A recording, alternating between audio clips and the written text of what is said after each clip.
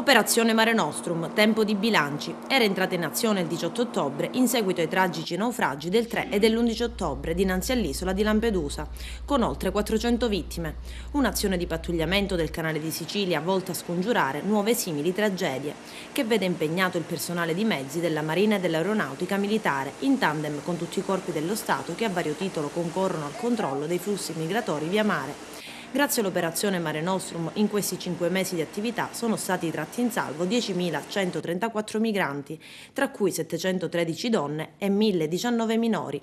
Le ultime arrivate in ordine di tempo sono 596 persone, tra cui 103 donne e 62 minori, soccorse a sud di Lampedusa in 2 diverse operazioni.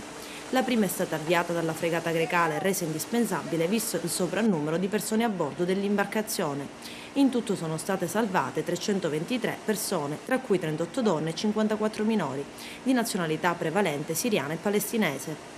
La corvetta Sfinge invece ha soccorso il secondo natante avvistato dall'elicottero della fregata Grecale in collaborazione con il pattugliatore Cigala Fulgosi. Sono stati soccorsi e portati a bordo della corvetta 273 migranti, tra cui 65 donne e 8 minori, prevalentemente di nazionalità eritrea.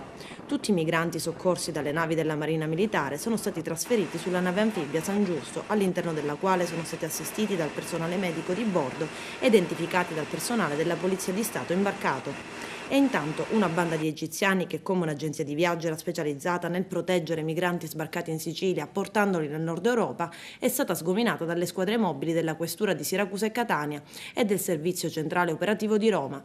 Agenti di polizia hanno eseguito un'ordinanza di custodia cautelare in carcere nei confronti di 10 indagati, arrestati tra Siracusa, Catania, Milano, Como, Anzio in provincia di Roma e Andria nel Barese.